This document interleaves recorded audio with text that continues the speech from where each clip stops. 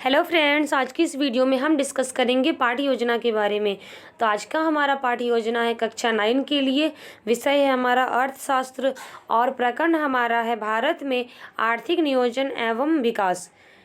तो चलिए देखते हैं कि आज की इस पाठ्य योजना को हम लोग किस प्रकार बनाएंगे।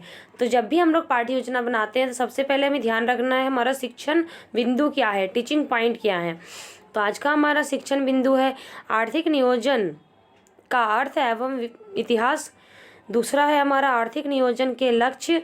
तीसरा है हमारा आर्थिक नियोजन एवं विकास की समीक्षा। चलिए हमें उद्देश्य में लिखना है। उद्देश्य में हमें डालना है ज्ञानात्मक उद्देश्य, बोधात्मक उद्देश्य, रुचियात्मक उद्देश्य और कौशलात्मक उद्देश्य। हमें चारों उद्देश्यों को लिख लेना है कि हम लोग जिस विषय को, जिस टॉपिक को पढ़ा रहे हैं उसका हमारा ज्ञानात्मक उद्देश्य क्या है बच्चों के लिए। तो हमारा है छात्रों को आंशिक नियोजन का अर्थ एवं ऐतिहासिक तथ्यों का प्रत्यास्मरण कराना। बोधात्मक उद्देश्य हम लोग का छात्रों को आर्थिक नियोजन के लक्ष्य के बारे में बोध कराना। ठीक है, इसी तरह से आप उद्देश्यों को लिख लीजिएगा। उसके बाद हमारी है विधि। तो विधि है हमारी व्याख्यान, प्रविधि हमारी है प्रश्न उत्तर, सहायक सामग्री है हमारी कक्षागत सामान्य उपकरण और चार्ट। हम लोग किस प्रकार चार्ट के द्वारा बच्चों को अच्छे से समझा सकते हैं। जब हम लोग चार्ट पेपर पे किसी भी टॉपिक को अच्छे से बच्चों के लिए प्रेजेंट करते हैं तो बच्चे क्लास में इंटरेस्ट भी लेते हैं और वो उस चीज़ को अच्छे से समझते भी हैं। ठीक है, इसके बाद हम लोग का है पूर्व ज्ञान, प्रीवियस नॉलेज, जो है छात्र आर्थिक नियोजन एवं विकास के बारे में सामान्य जानकारी रखते हैं। इसके आगे है हमारा प्रस्तावना प्रश्न, जो छात्र अध्यापक द्वारा छात्रों से किया जाएगा। पहला हमारा है हमारे देश का क्या नाम है, छात्र उत्तर देंगे भारत। दूसरा हमारा प्रश्न है भारत में आर्थिक क्रियाओं को किसमें सम्मिलित करते हैं, छात्र उत्तर देंगे आर्थिक नियोजन को भारतीय अर्थव्यवस्था में। तीसरा प्रश्न हमारा है भारतीय अर्थव्यवस्था को संचालित करने के लिए किसका निर्माण करते हैं, तो छात्र उत्तर देंगे आर्थिक नियोजन का।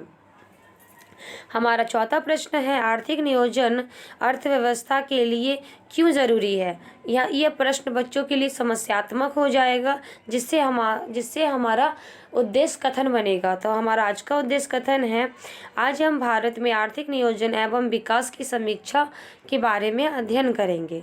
ठीक है, इसके आगे हम लोग देखते हैं।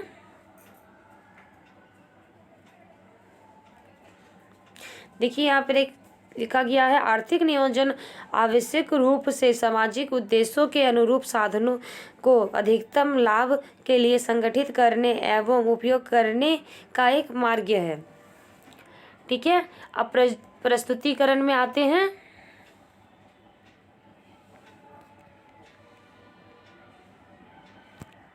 प्रस्तुतिकरण में आते हैं, इसमें हमारा पहला शिक्षण बिंदु है आर्थिक नियोजन का अर्थ। बच्चों को पहले हम लोग आर्थिक नियोजन का अर्थ बता देंगे। इसमें बच्चों से कुछ विकासात्मक प्रश्न करेंगे जिनका छात्र उत्तर देंगे। श्यामपट कार्य करेंगे हम लोग। उसके बाद हम लोग बच्चों से मूल्यांकन प्रश्न करेंगे। मूल्यांकन प्रश्न में हमारा पहला है आर्थिक नियोजन से क्या तात्पर्य है, आर्थिक नियोजन का महत्व कब से प्रभावी हुआ। ठीक है, छात्र अध्यापक द्वारा स्पष्टीकरण दिया जाएगा, जो हमारा शिक्षण बिंदु से छात्र अध्यापक द्वारा स्पष्ट किया जाएगा। उसके बाद हमारा है दूसरा पॉइंट आर्थिक नियोजन के लक्ष्य। ठीक है, आर्थिक नियोजन के क्या क्या लक्ष्य हैं, ये इसमें भी बच्चों से कुछ विकासात्मक प्रश्न करेंगे हम, जिनका छात्र उत्तर देंगे। मूल्यांकन प्रश्न हमारा है आर्थिक नियोजन के लक्ष्य से क्या तात्पर्य है। दूसरा प्रश्न है अब तक आर्थिक नियोजन से कहाँ तक लक्ष्यों की प्राप्ति हो सकी है। ठीक है,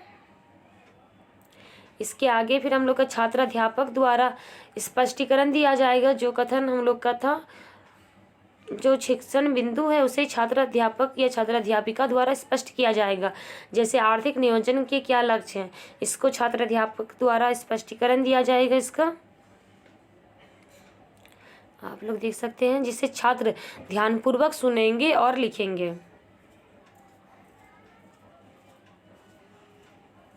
श्यामपट वर्ग में हम लोग दे देंगे भारत में पंचवर्षीय योजना के बारे में दिखा देंगे।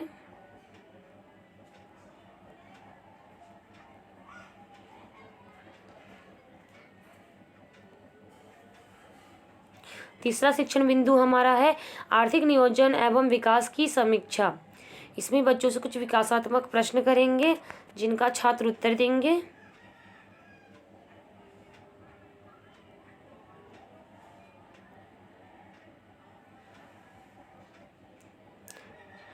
पांचवा प्रश्न इसमें है विकासात्मक प्रश्न में पंचवर्षीय योजना का मूल्यांकन तथा विकास की समीक्षा किस प्रकार की जा सकती है।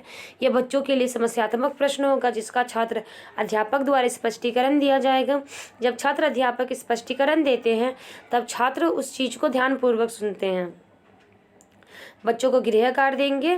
भारतीय अर्थव्यवस्था में आर्थिक नियोजन से क्या तात्पर्य है, अब तक कितनी पंचवर्षीय योजना संचालित हो चुकी है। देखिए, इस लेसन प्लान में पुनरावृत्ति प्रश्न नहीं है, ठीक है, रिकैप्चुलेशन क्वेश्चन नहीं है। ये इसलिए नहीं है क्योंकि जो मूल्यांकन प्रश्न होते हैं वही हमारे पुनरावृत्ति प्रश्न भी होते हैं। जो मूल्यांकन प्रश्न में हम लोग का जो क्वेश्चन को हम लोग लिखे हैं उसी को आप लोग रिकैप्चुलेशन में लिख दीजिएगा, पुनरावृत्ति प्रश्न में लिख दीजिएगा, ठीक है। तो आज का हमारा लेसन प्लान यहाँ समाप्त होता है। जो मूल्यांकन में जो प्रश्न है उसे आप रिकैप्चुलेशन में लिख सकते हैं, पुनरावृत्ति प्रश्न में लिख दीजिएगा। बच्चों के लिए गृह कार्य तो हम लोगों ने दे दिया। चलिए, थैंक्स फॉर वॉचिंग। चैनल को लाइक शेयर एंड सब्सक्राइब जरूर करें। अगर आपको बीएड के और भी नोट्स चाहिए तो हमारे बीएड सिवाय क्लासेस को जरूर सब्सक्राइब करें। Thanks for watching.